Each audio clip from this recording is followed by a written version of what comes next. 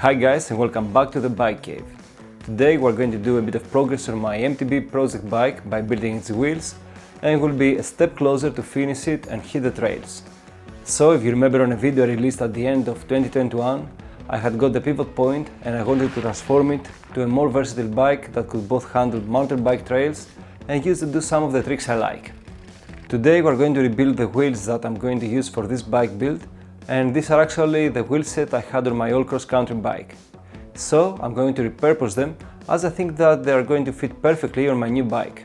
These 26-inch wheels have been built using the Mavic XM 321 rims, and they're all using the SRAM 9.0 hubs. Both the rims and the hubs can be considered quite vintage parts nowadays. So I'll wait your guesses in the comment section below if you have any idea of the actual year that these were released. If not, I'm going to tell in the final video of this series in which I'm going to fully build the bike. But let's get back to the main topic of this video by starting with the rear wheel. Actually, I've nothing fancy to do on this one, and this is why I start with the rear wheel. On the other hand, I have something quite interesting to do in order to rebuild my front wheel, and so be sure that you'll stay until the end of this video. So I'm going to keep my rear wheel as is, but I'm going to maintain its hub, which hasn't been used for about 8 years, and finally rebuild the wheel with new nipples to make it look and feel brand new. So after taking everything apart and thoroughly degreased and washed every bit of the hub, I changed its bearings. This one has a set of sealed bearings for the actual rolling movement of the hub and two old school loose ball bearings for the ratchet mechanism. I'm quite happy that the races of the loose ball bearings are intact and I was able to rebuild this hub. Also, I'm impressed with the simplicity and the extremely low number of engagement points of the ratchet.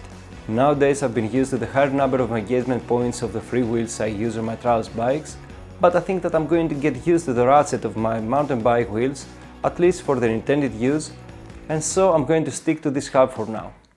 However, I may consider upgrading the hub in the future, for example if I want to introduce a bit of more trials riding on the pivot point, but I think I'm going to stick to trails riding for now. Also, I removed all the old and damaged decals from the rim, and I used a permanent marker to paint black any scratches and make the rim looking as good as new. After reassembling the hub, it was time to rebuild the rear wheel, and to do so, I used brand new spoke nipples, as the old ones have been seized a bit after all these years I wasn't using these wheels, and also it was a good opportunity to add a bit of color to match the color scheme of my bike. After a bit of wheel truing, the rear wheel is perfectly tensioned and true, and it's time to proceed with the front wheel, which will be much more interesting as I've already promised you. To begin with, for my front wheel, I'm going to upgrade my front hub as my suspension forks has a 15mm through axle and my old vintage hub is not compatible with that. Also, I'm planning to repurpose the existing spokes, but I'm going to replace the nipples with new ones, similarly to what I did for my rear wheel. Moreover, before I actually start rebuilding the wheel, I have to make the rim true again, as I had a crash back in the day when I was riding my old bike, and so the front wheel have been buckled a bit. So let's take everything apart and start dealing with this wheel build. First of all, I have to bend back the rim to its true state, and to do so I'm going to use the same technique I used for the front wheel of my trials bike in one of my previous videos. If you haven't watched this one yet, you can check out the relevant link in the description below, and you can always subscribe to this channel to make sure that you'll never miss a video in the future. Next, it's time to get everything ready for the new wheel build. So for my new wheel I'm going to use this DT Swiss hub, as this was a quite good hub and also it didn't break the bank. Also, I got the same hub for my street trials bike, but this is a topic for a future video. As you've already understood, I'm going for a more stealthy look on my rims, and that's why I removed the stickers from the rims.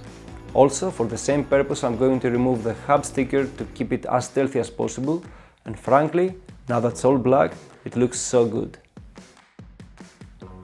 However, the diameters of the flanges and their distance are a lot different than my previous hub, and this normally means that I have to go with different spokes, but as I have already mentioned, I'm going to use the same spokes that fortunately are longer than I need. I said fortunately, as I can always cut longer spokes to size, but I can't lengthen shorter spokes. To do so, I used an online spoke length calculator so as to determine the spoke length that I was going for, and next it was time to cut the spokes to size with a sturdy wire cutter. I also used a belt sander to make the cut end of the spoke flat again. However, I know that you are ready to comment down below that this is not the proper way to shorten your spokes, as the result is that I now have shorter spokes with shorter threads and that this won't work, and you're right, but I've not finished yet. So the next step is to form new threads to extend the existing ones and make these spokes usable for this wheel build. To do so, I'm going to use a special tool that I got many years ago to make custom spokes whenever it's needed. This spoke thread roller works by forming threads on spoke blanks, or in our case on my old spokes. Thread forming implies that the threads on the spokes are being created by pushing the material and not by cutting the threads as we do for many of the threads that are used around us. This results to much stronger threads as the material grains are being oriented along the thread's profile. And this is one of the reasons why spoke threads are so strong despite the fact that they are so finely threaded.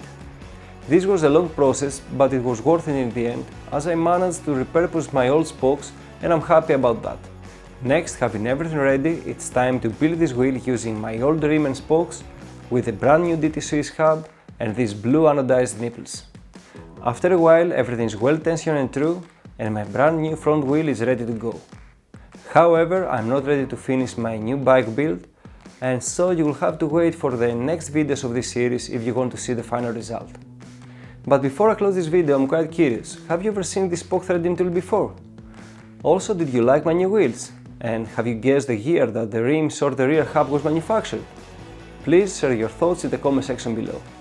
That's it for today, guys, and I really hope that you enjoyed these two wheel builds as much as I did. Thank you so much for subscribing and watching, and until next time, have fun riding your bikes and make sure that they are always well maintained. Bye!